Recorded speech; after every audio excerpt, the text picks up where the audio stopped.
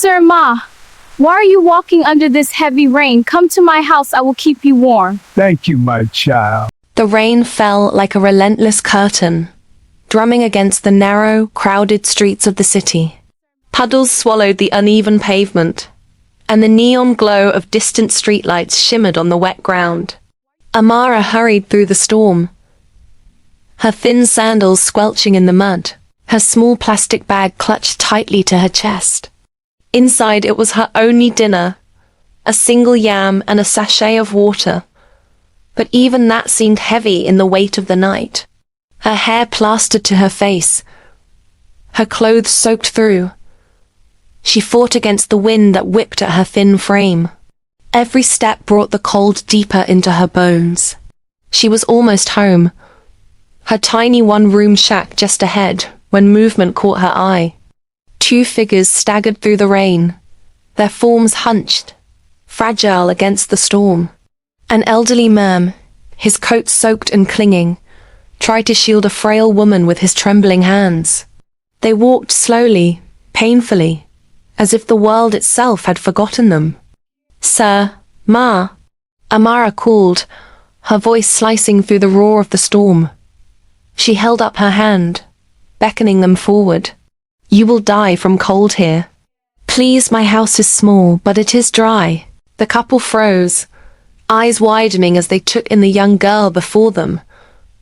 Her clothes threadbare, her feet bare, her face streaked with rain, but there was something in her gaze, a warmth, a gentle insistence that made their hearts hesitate.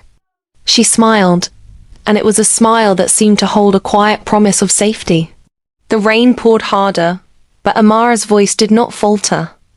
"Come," she urged. "I cannot give you much, but I can give you shelter. That, at least, is yours tonight."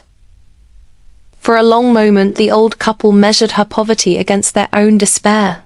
And then, as if drawn by some invisible thread of trust, they nodded.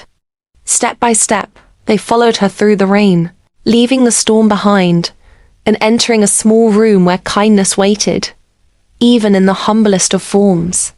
If this moment touched your heart, remember kindness begins with small acts. Like, subscribe, and comment below. What would you have done if you were Amara? Every click shares hope, and who knows, your action today might be someone's miracle tomorrow. Earlier that morning, Amara sat on the edge of her narrow bed, elbows on her knees, staring at the cracked wall as if it might speak back to her. "So this is how life is," she murmured. "Wake up tired, sleep tired, and in between, struggle like tomorrow is not even sure." She rubbed her palms together slowly. "Will I ever be wealthy? Not rich with big houses and cars, just wealthy enough to breathe without fear, to eat without counting, to rest without guilt." She laughed softly, a tired sound. "Amara, you talk like someone that can afford to dream. Dreams are for people who can sleep well at night." She stood up, splashed water on her face, looked at her reflection in the small mirror and whispered, "Face the day. Hunger does not wait for hope." She tied her hair back, adjusted her worn dress and stepped outside, telling herself as she walked, "Just go. Work first, think later. Maybe one day, thinking will not hurt this much." At the market, voices surrounded her, calling her to carry loads, to hurry, to be careful. She moved from one task to another, apologizing when bumped, thanking people who barely noticed her.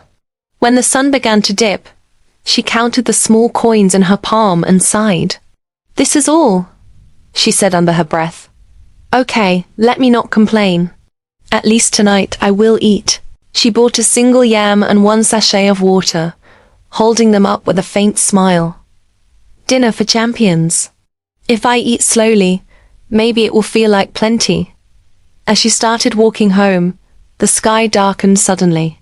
She looked up and muttered, "This weather, don't start what you cannot finish. Allow me reach my door first."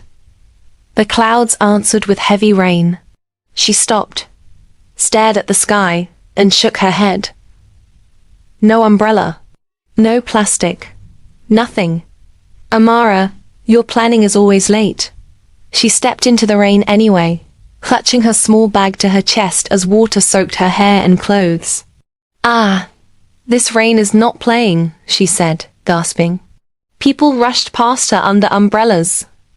Some staring, some laughing.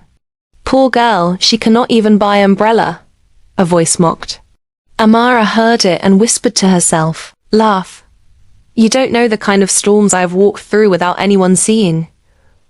She walked faster, talking under her breath as if her words could warm her. Small rain cannot kill you. If hunger did not kill you, rain will not finish you today. By the time she reached the narrow path leading to her door, it was almost dark. She brought out her small flashlight. Let me not fall and add injury to this suffering, she muttered, clicking it on. The beam cut through the wet night, then caught two figures huddled under the broken awning of a closed shop. She slowed, squinting. Who is that? She whispered. As she stepped closer, her heart tightened. An old man stood there, bent with age and cold, lifting a soaked jacket again and again to shield the woman beside him. The woman clung to his arm, her posture still dignified even as her body shivered. In the trembling light, they looked like lost royalty standing in a world that no longer remembered them. Amara felt a quiet ache in her chest. Sir, Ma, she called over the rain, her voice urgent. You will die from cold here. Please, my house is small, but it is dry. They turned toward her startled, their eyes taking in her soaked clothes, her thin frame, the humble door behind her. The old man hesitated. My daughter, we do not want to disturb you, he said weakly. Amara shook her head. Disturb me? No, sir. What will disturb me is knowing you stood in this rain when I could have opened my door. Please, come inside. The old woman looked at her closely and whispered to her husband. Look at her. She is as poor as we are tonight. Amara heard it and smiled gently. I may be poor, she said softly, but the rain is not selective. It is cold for all of us. Please come. Even small shelter is better than none. The old man looked at his wife. The rain fell harder, beating against the broken awning. The woman nodded faintly, her lips trembling. The man sighed and said quietly, All right, my daughter. Amara stepped aside and opened her door wider. Enter, please, she said. It is small, but it is dry. As they moved toward her, she whispered to herself, almost like a prayer, May this small kindness be enough for tonight. Inside Amara's single room, the contrast deepened the moment the door closed behind them. The rain was shut out, but its cold followed them in on soaked clothes and shivering skin. The room was clean, carefully kept, yet bare to the point of honesty. A single mat lay neatly rolled at the corner. A small stove rested close to the wall, darkened by years of use. A worn Bible sat on a wooden crate that served as table, chair, and shelf all at once. The space seemed to apologize for its smallness, yet it offered what the storm could not: dryness, warmth, and quiet. Amara set down her small bag and hurried to light the kerosene lamp. The flame flickered at first, then steadied, its soft glow pushing back the gloom that had followed them inside. Please sit, she said, gesturing to the mat. It is not much, but at least the floor is not cold. Shaikh lowered himself slowly, his joints protesting in soft sounds. A daze followed, her breath shallow, her hands trembling. I am sorry, she whispered, looking around. We have brought our wetness into your small space. Amara shook her head quickly. No, Mama. You brought life into it. Please, don't talk like that. She reached for her small basin, rummaged through her few belongings, and brought out 2 towels, thin but dry. Take, she said, placing them in their hands. Dry yourselves. A daze held the towel as if it was something precious. This is your only dry one, isn't it? She asked softly.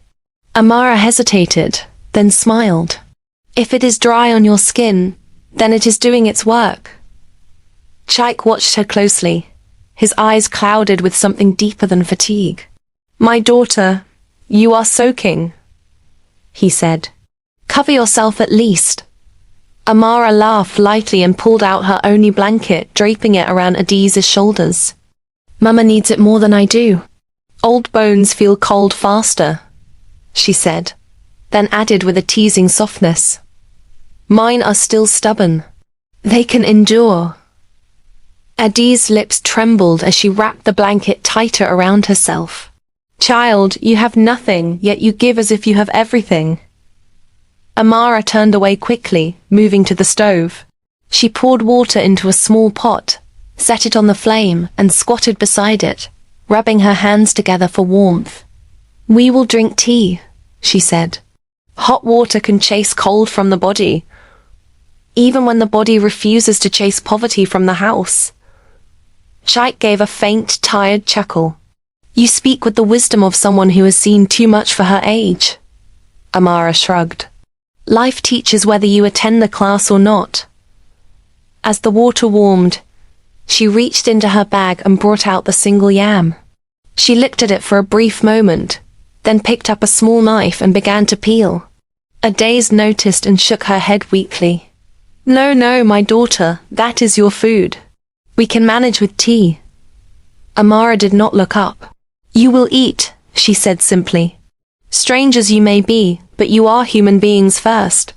Chaik lifted his hand slightly. We cannot take your only meal.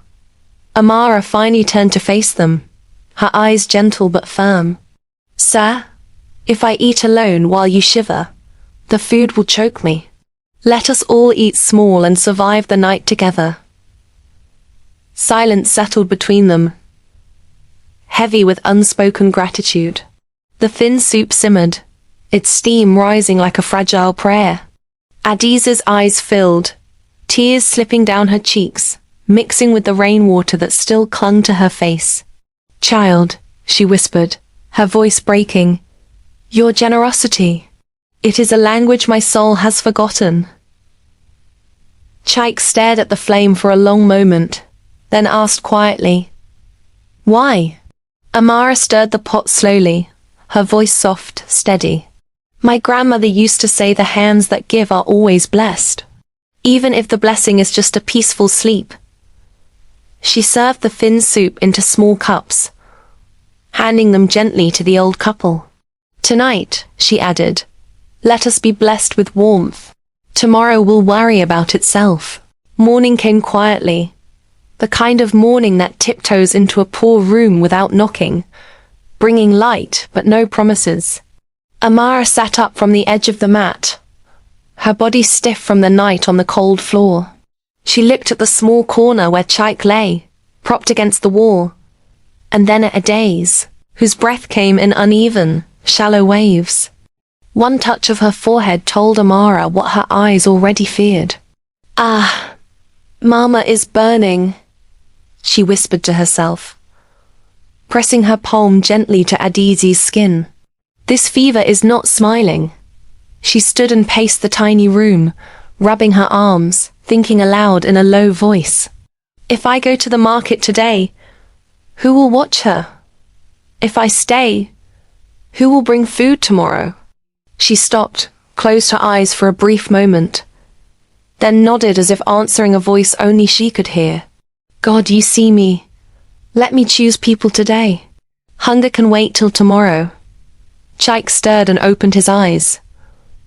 My daughter, you should go to your work, he said weakly.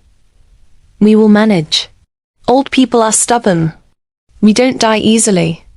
Amara forced a small smile and shook her head. Sir, stubborn people also fall sick.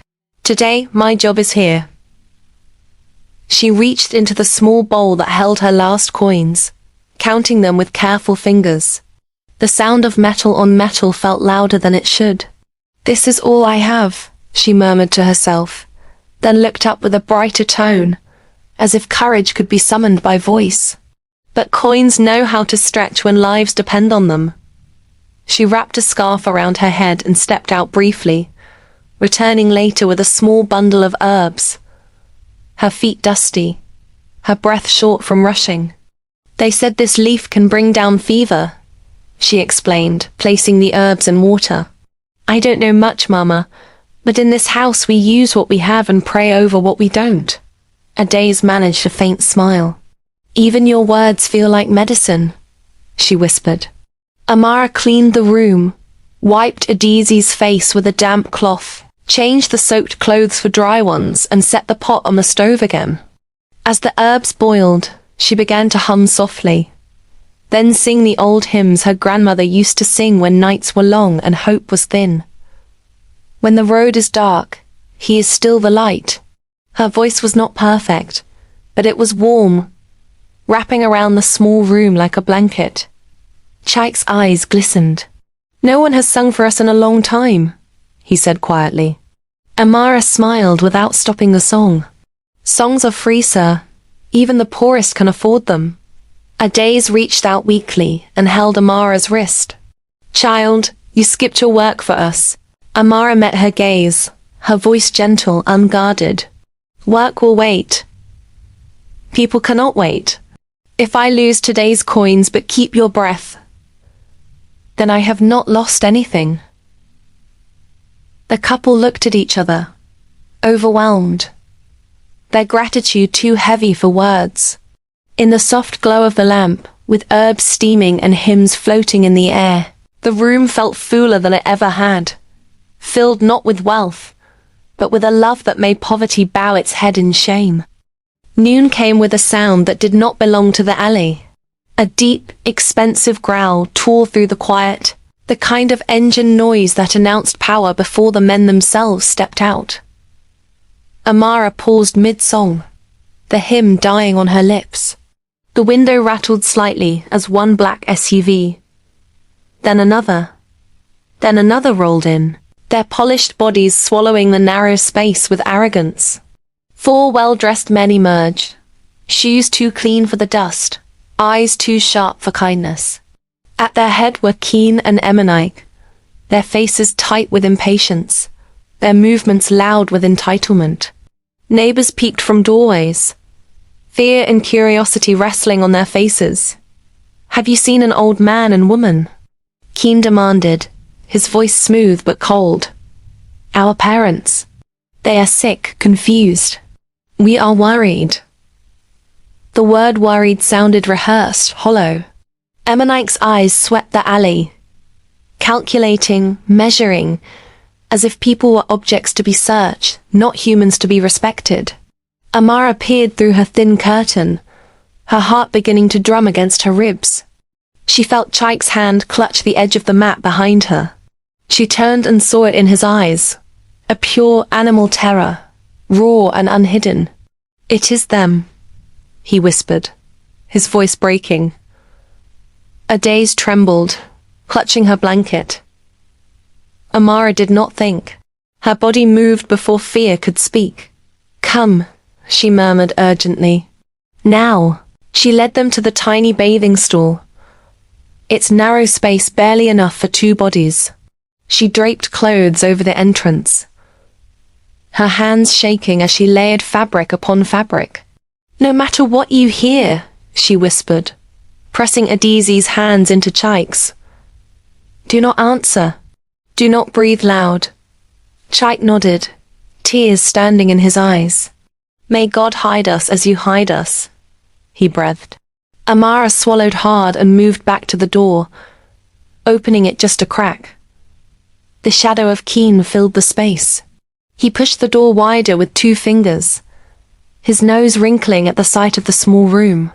Girl, he said, looking around with open disgust. Have you seen 2 old fools around here? The word fools landed like a slap. Amara's heart pounded so loud she was sure he could hear it. She straightened her back, lifted her chin, and met his eyes. I have seen only hard-working people, sir, she said, her voice steady despite the storm inside her chest. No fools. Keen laughed softly, a sound without warmth. He stepped closer, his gaze sweeping the corners, lingering on the draped clothes. Poor people always lie badly, he said. Ammonite leaned in from behind him. We don't have time for this, he muttered. Keen reached into his pocket, pulled out a wad of money, and tossed it at Amara's feet. The notes fluttered like fallen leaves. If you see them, call this number, he said, slipping a card into her hand. There's more. Amara did not bend to pick the money. She held the card loosely, as if it burned her skin. Sir, she said quietly, my eyes are not for sale. Keen's smile faded for a moment, replaced by something sharp. He snorted, turned away and waved his hand. The men filed out. The engines roared again, the sound of power retreating, leaving dust and silence behind. Only when the noise faded did Amara's knees weaken. She closed the door gently, pressed her back against it, and whispered to the hidden couple, They are gone. From behind the draped clothes, Chaik's muffled sob escaped, a sound of relief and sorrow tangled together. Amara's hands were still shaking as she turned the small lock. The thin metal clicked into place, a sound too small for the danger that had just passed. She leaned her forehead against the door for a moment, breathing in and out, as if reminding her lungs that the world had not ended. It's okay, she whispered to herself, though her heart did not believe her yet. It's okay, Amara. Breathe. Slowly, she walked back to the draped clothes. Mama, Papa, you can come out now, she said softly.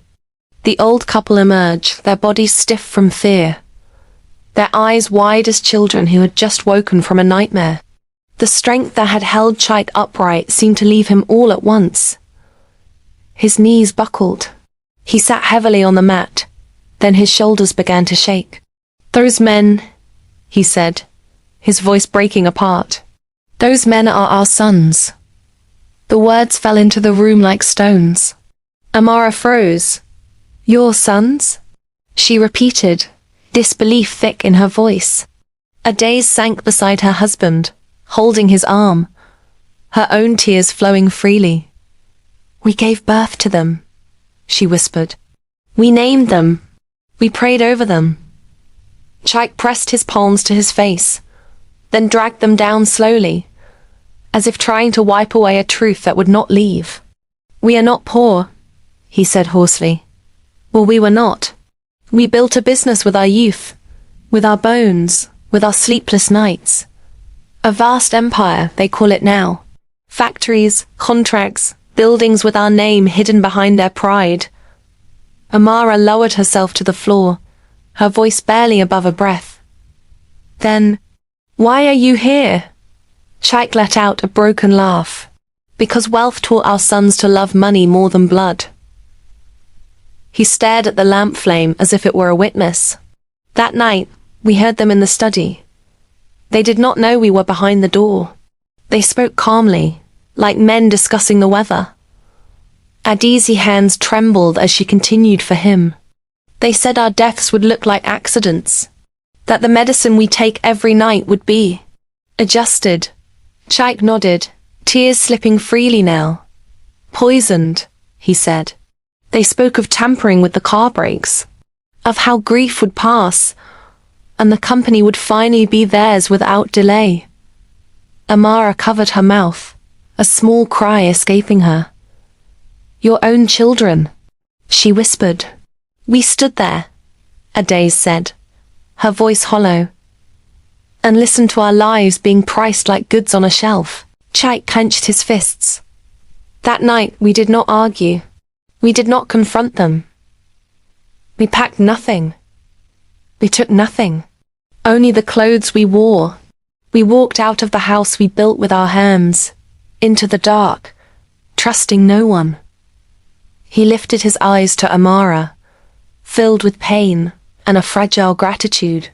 We walked until fear became our companion. We hid until hunger became our friend. And when the rain fell, we had nowhere left to run. Adaze reached for Amara's hand. The rain led us to your door, she whispered. To your small room. To your heart. Amara felt tears slide down her own cheeks, her voice trembling as she spoke. So, in this big world, with all your wealth, it was my small room that saved you. Chaik nodded slowly. Sometimes, he said brokenly, God hides safety in places pride would never look. Amara sank to the floor, her back pressed against the wall, her hands trembling as she tried to absorb the weight of what Chaik and Adaze had just revealed. Her chest felt tight, as if the room itself had shrunk around the enormity of their story. Her eyes filled, but even through the shock, a strange clarity emerged. She could feel the danger, the fear of what could have happened if their sons had found them here. But she could not let it dictate her heart.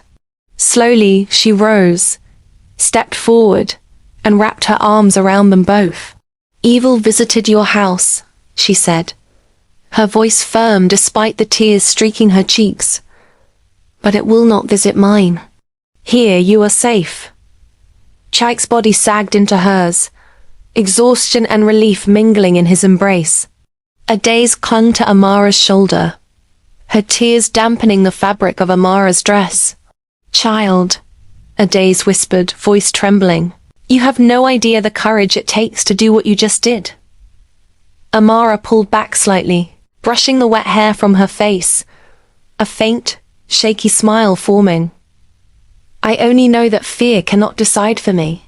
Kindness must. For the next 3 days, Amara poured herself into care.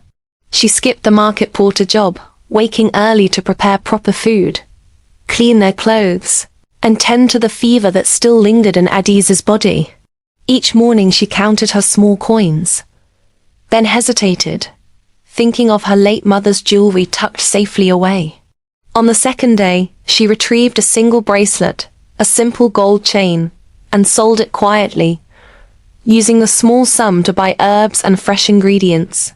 She cooked rice and soups richer than anything she had eaten in weeks, always stirring and tasting, singing old hymns softly as she worked. God, give them strength, she whispered while chopping vegetables. If you can bless me with courage, you can heal them too. One afternoon, as Adaze rested, Chaik asleep in the corner, she knelt to bring her a cup of tea. Adaze took the cup with trembling hands, her eyes searching Amara's. Child, she said softly, you have given so much. Tell me, what is your life like? You work so hard, yet give even more. Amara paused, her spoon midder. She set it down and smiled faintly, a wistful shadow crossing her face.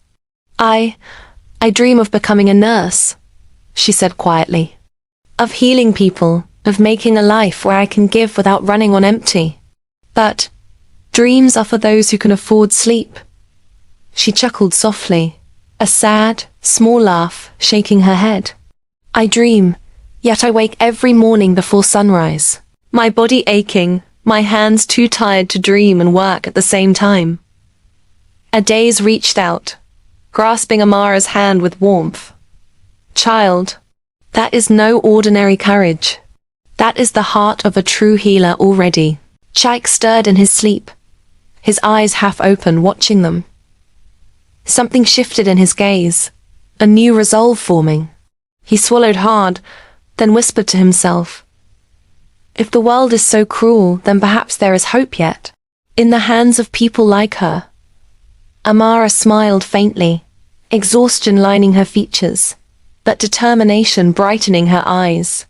In the soft glow of the kerosene lamp, the small room felt full, not of wealth, but of something far heavier, far more valuable: humanity, hope, and the courage to give, even when there is so little to spare. The morning was quiet, the rain having left the alley damp and glistening, the sun fighting through grey clouds to touch the small room where Amara, Chaik, and Adaze sat. The old couple had grown stronger over the past days. Adiz's fever had broken, Chaik's shoulders had straightened a little, and their eyes held a cautious light, a hope Amara had never seen before. Amara packed their few belongings into a worn cloth bag, her hands moving quickly but gently, her mind refusing to linger on the thought of their departure. She glanced at the small kitchen corner, the herbs, the empty bowl that had once held their meal, and whispered to herself, "God, may they carry strength beyond this room." Chaik watched quietly, his hands resting on the bag, a faraway look in his eyes. "My daughter," he said softly, "we cannot stay here forever, as much as your heart holds us. There is a cousin in another city we trust. They will care for us now." Amara shook her head, a lump forming in her throat. "I have watched you suffer," she said, her voice barely above a whisper. "I have given what little I have, and now you leave as if it was easy." A daze reached forward, taking Amara's small, calloused hands into her own. "Child," she said, her voice thick with emotion, "you saved more than our lives. You saved our belief in humanity. You did not ask for gold nor for favors. You gave because it was right. We have no money to give you now, but God is not unrighteous to forget your work." She squeezed Amara's hands gently, tears filling her eyes, droplets catching the morning light. Amara swallowed, trying to find words, but none came. She only nodded, pressing a hand to her heart, feeling the warmth of their gratitude as if it were a living thing. Chaik reached over, placing his hand on hers as well. "We will never forget you, Amara," he said, his voice rough with emotion. "If we live long enough to build anything, it will be because of what you gave freely, without hesitation, when the world had turned its back." They stood slowly, each movement measured, the weight of their past mingling with the fragile hope they now carried. Amara opened the door for them, stepping aside as they moved toward the alley, their small bundle clutched tightly, the faint sound of their footsteps mingling with the distant hum of life beyond. A daze turned once more before disappearing from view, her gaze soft and steady. "Farewell, my child," she whispered. "May your heart always find the courage to give as you have given to us." Chaik followed her lead, a faint smile breaking through his weathered features. "Go well," he said. "Carry the knowledge that kindness can be the greatest legacy of all." Amara closed the door slowly, pressing her forehead against the cool wood. She exhaled, a mix of sorrow and hope filling her chest. The room felt empty now, yet somehow fuller, charged with a quiet reminder that one small heart can change the course of many lives. 3 weeks passed like a slow river, each day folding into the next, until a sound unlike anything Amara had ever heard broke through the usual hum of the alley. A sleek car, polished to a near-mirror shine, pulled up outside her small home. Its engine purred, a sound so foreign to her ears it made her heart jump. She stepped outside, squinting, the sun reflecting off the black metal as if it were a jewel. A well-dressed man stepped from the vehicle, his shoes clicking crisply on the wet ground. He carried a large, elegant box in one hand and a thick envelope in the other. "Miss Chidima?" he asked politely, bowing his head slightly. Amara nodded, her mouth dry. I am Amara," she said, her voice barely above a whisper. The man handed her the envelope first. "A formal invitation, ma'am," he said. Then he placed the box gently in her hands. "And this, ma'am, is for you." Amara's fingers trembled as she opened the envelope. Inside, the card gleamed with embossed lettering, announcing a high-profile charity gala at the Grand Imperial Hotel. Her eyes widened as she read it twice, then again. "A gala? Here? For me?" she murmured, disbelief painting every syllable. Her gaze shifted to the box. Hands shaking, she lifted the lid. Inside lay a stunning, custom-made designer dress, folded with care, the fabric catching the sunlight in a way that made her breath hitch. At the base of the box rested matching shoes, delicate and elegant as if made for her feet alone. She reached down and touched them, feeling the smooth leather, the perfect fit, and her knees buckled. No, no, this cannot be real, she whispered, her voice trembling. Amara's mind raced, her heart pounding so fast it seemed to echo in her ears. She looked at the envelope again, then back at the box.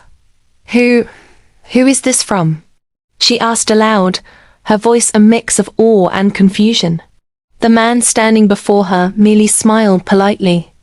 It is from the hosts, ma'am. They wish to deliver it to you personally. That is all I know. Amara's knees gave way entirely, and she fainted dramatically to the ground, her small frame folding in on itself as the box toppled slightly beside her. She lay there for a moment, stunned, a mixture of wonder, disbelief, and fear flooding through her. When she finally opened her eyes, the man knelt beside her, checking gently. Miss Chidima, are you all right? She sat up slowly, her hands clutching the dress to her chest. I can't believe it, she whispered, tears of confusion and joy forming in her eyes. All this, for me. But I don't even know. Who sent this? Why me? The man's smile remained steady, as calm and proper as the polished car waiting outside. That, ma'am, is for you to discover, he said simply. Amara hugged the box to herself again, trembling, her mind spinning. She could hardly breathe, hardly think. God, if this is real, then I must be dreaming, she whispered, her voice catching. Slowly she stood, her eyes scanning the dress, the shoes, the envelope, her heart still caught between fear, awe, and the tiniest glimmer of hope. 3 weeks, she murmured to herself. 3 weeks! And this comes now. She looked toward the street, toward the sleek car waiting patiently, and whispered softly, more to herself than anyone else. Someone wants me to see this. But why? Who? And why me? Her hands shook, her chest heaved, and for the first time in weeks, the world felt impossibly larger than the small room she had called home. Amara's heart thudded so loudly she was sure the polished marble floor could hear it. She stepped out of the sleek car and into the glittering hotel lobby, her dress flowing around her like a river of midnight and gold. The chandeliers above sparkled as though they had been placed there to mock her humble past, throwing prisms of light across her face, highlighting the small tears that had escaped down her cheeks. She felt every eye on her as she moved, the city's elite bustling past in designer suits and gowns, their perfume and chatter filling the air like music she had never known. A uniformed attendant took her hand politely, guiding her through the crowd. This way, Miss Chidima, he said, his voice smooth, rehearsed. Amara followed, her steps hesitant, unsure if she belonged, yet unable to deny the thrill building inside her. This is not me, she thought. I am a girl from the alley, a girl who counted coins for food. And now, this? The massive ballroom opened before her, a sea of shimmering lights, polished floors, and carefully arranged tables adorned with crystal and silver. The air smelled of expensive flowers and ambition, of wealth she had only imagined. Her small, nervous smile barely touched her lips, but her beauty simple, radiant, untouched by the arrogance around her. Turned heads anyway. Some whispered, some stared. She felt out of place, a bird in a gilded cage, yet she walked forward, her chest lifted by a strange mixture of pride and disbelief. Then, as she reached the center of the room, the lights dimmed. A hush fell over the crowd like a wave, sudden and deep. All chatter ceased. The spotlight snapped to the stage, illuminating 2 figures standing with absolute presence. Shaikh and Adaiz, dressed in magnificent traditional attire, their garments heavy with gold embroidery and regal colors. They looked like kings and queens of a forgotten kingdom, their dignity untouched by the months of fear and hiding. Gasps rippled through the crowd, a collective intake of breath that seemed to vibrate the chandeliers themselves. Whispers spread, the missing multimillionaire founders. They are here. Amara froze, her hands clutching the folds of her dress, eyes wide. The reality of who they were, of what they had survived, struck her with the force of a tidal wave. From the side of the stage, two pale, rigid men watched. Keen and Emmanike, their faces drained of color, eyes wide, jaws tight. They had planned, they had schemed, and yet here their world had turned upside down. They whispered to each other, panic threading through their carefully rehearsed composure. Father, Mother. Keen's voice trembled despite his effort. Emmanike swallowed, unable to speak.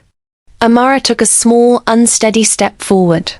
Her pulse raced, her mind a whirlwind of memories, rain-soaked nights, whispered prayers. Herbs boiled over a tiny flame, the fear she had faced to protect these two lives. And now, here, in a room dripping with wealth and power, she felt the impossible weight of truth settle over her shoulders. The parents she had sheltered, who had trusted her when the world had turned away, stood like statues of resilience. And for the first time, Amara realized the full measure of what she had done.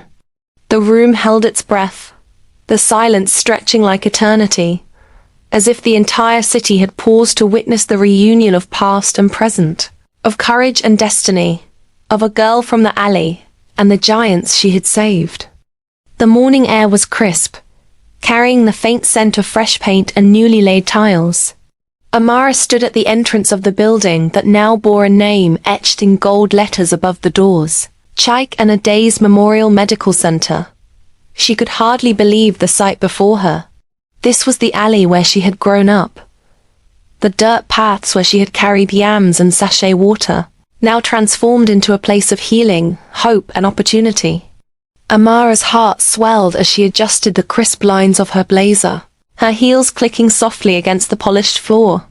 She had changed, no longer the timid, weary girl of the alley, but a poised young woman, confident, radiant, yet still humble.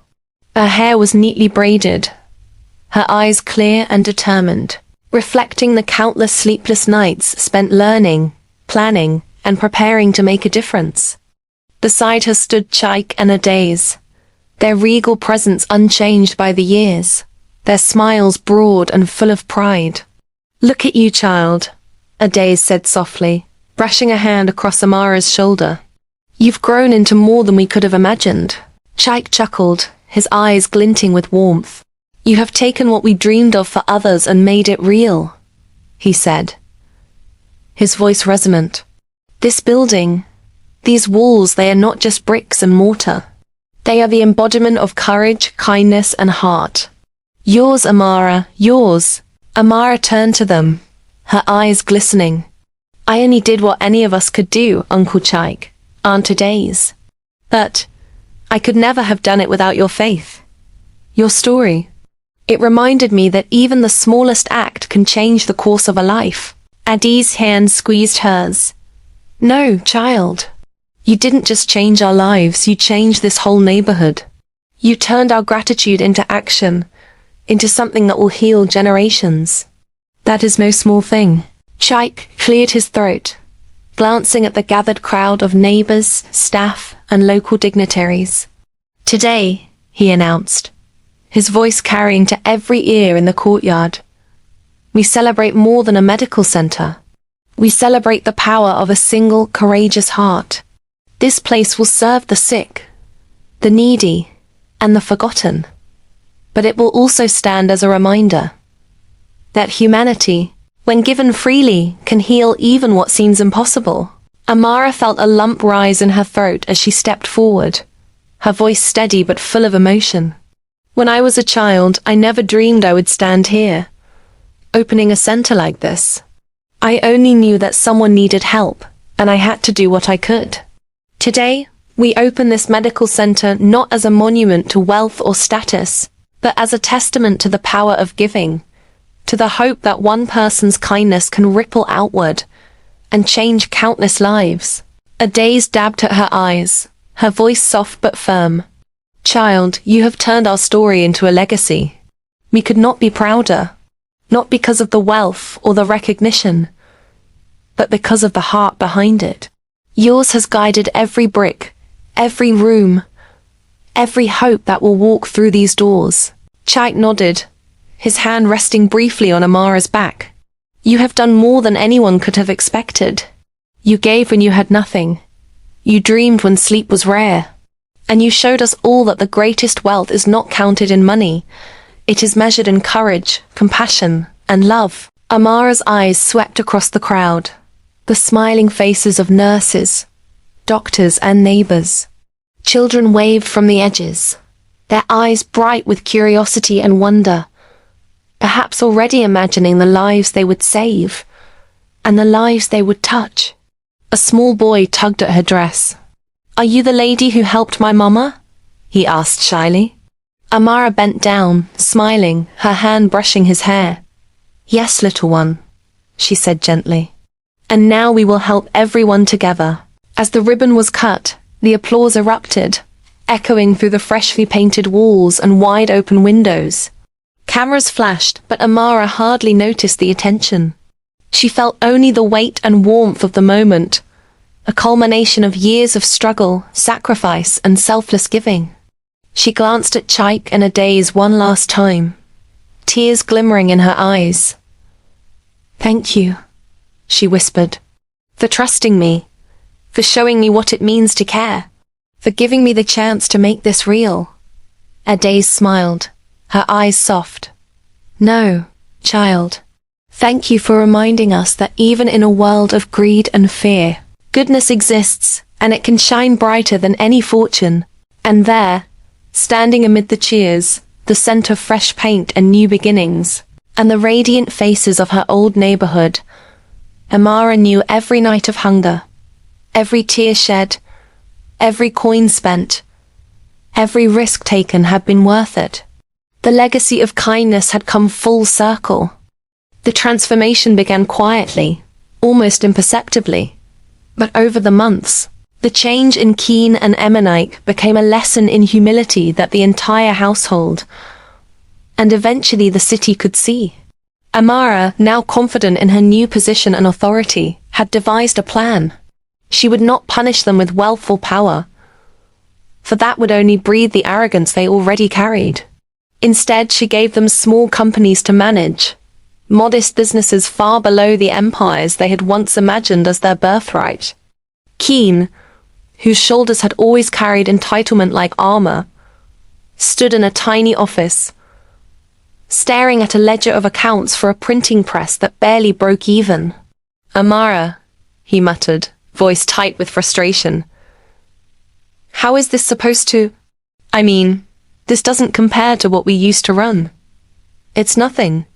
Amara leaned on the doorway, arms crossed, her eyes calm but unyielding. Exactly. This is everything you need to learn, Keen. You cannot manage empires if you cannot manage a single office, if you cannot value the work of those beneath you. Discipline, responsibility, and humility are worth more than gold.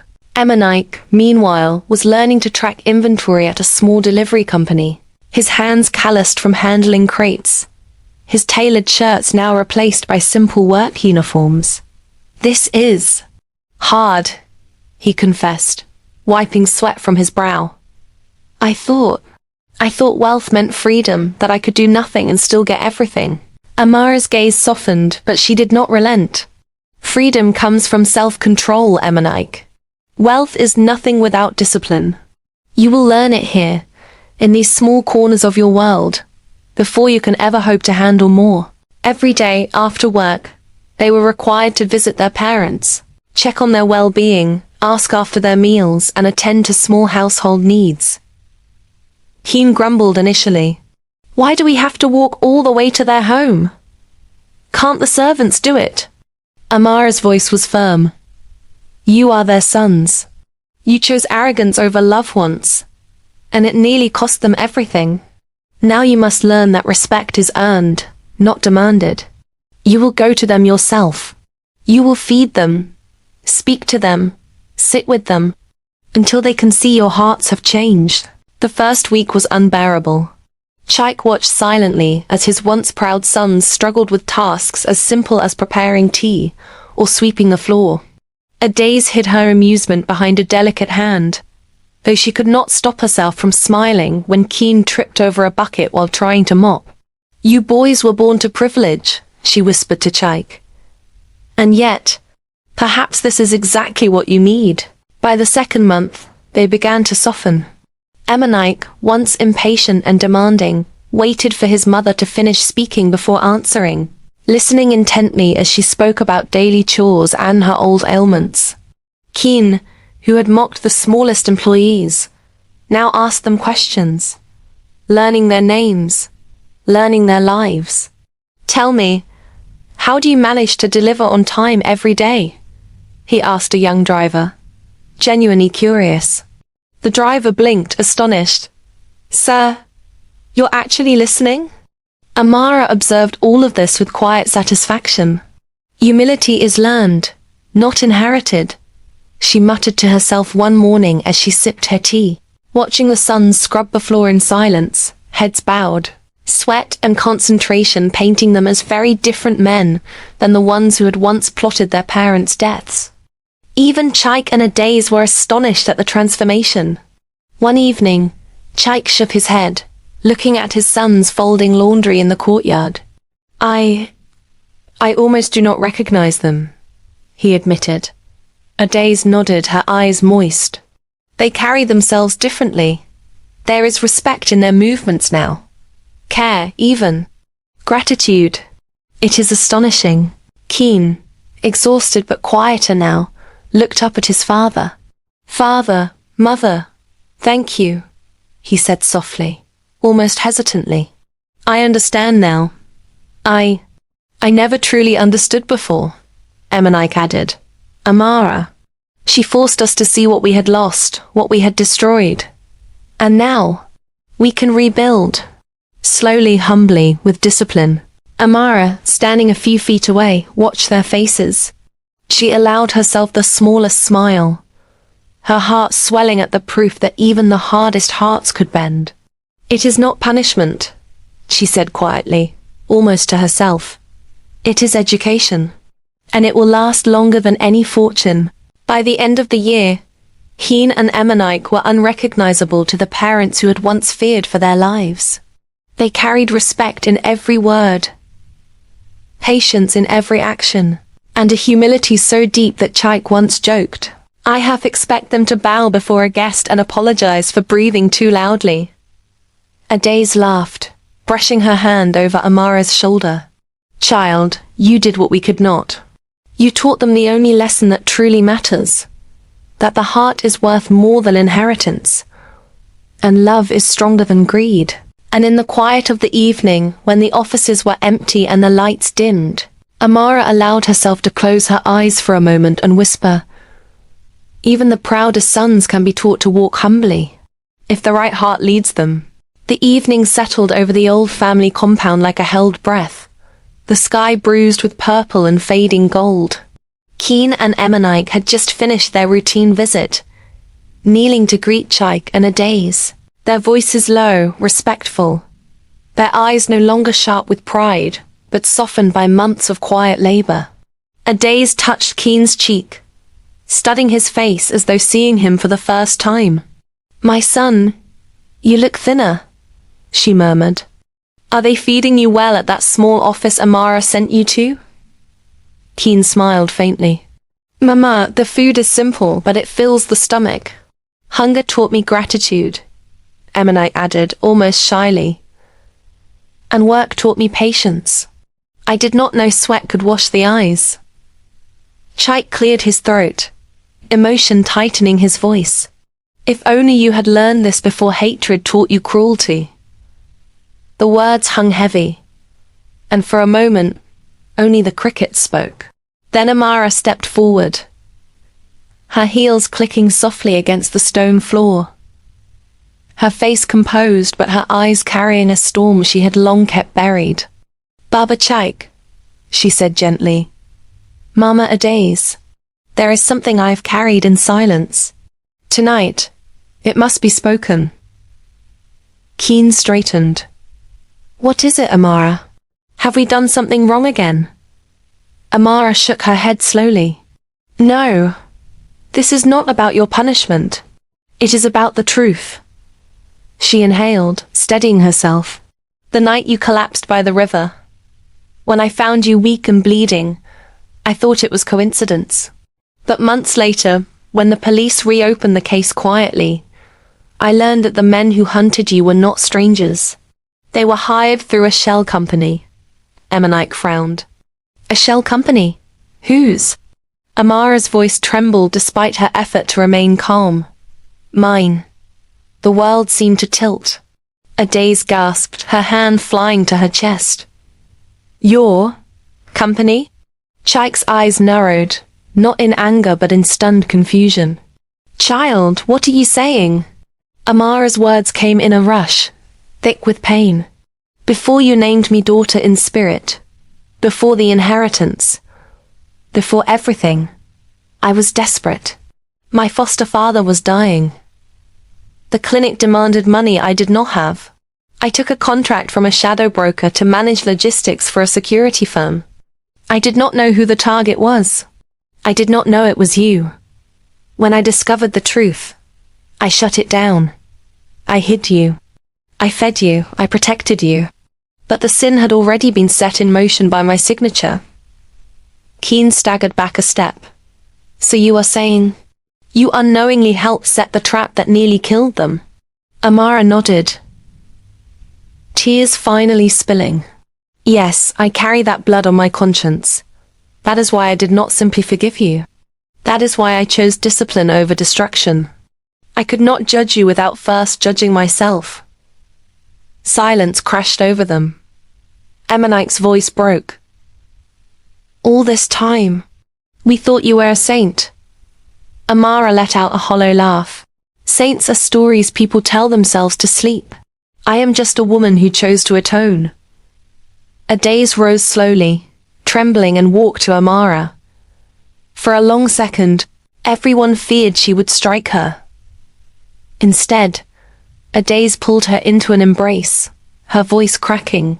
"You are my daughter because you chose mercy when you could have chosen silence. You saved us after your mistake. That is the measure of a heart." Chaik stepped closer, his voice low but steady. "Truth does not erase wrongs, but it gives them a path to healing. You did wrong unknowingly, and you did right knowingly. That is the difference between a monster and a human being." Keen sank to his knees, head bowed. "We planned your graves with open eyes. You closed yours with open hands. How do we ever repay that?" Amara knelt too, meeting his gaze. "By living differently. By letting your past humble you, not harden you." Emanike's shoulders shook. "Then let us confess too," he said hoarsely. "The broker you speak of, after we were cast out, he came to us again.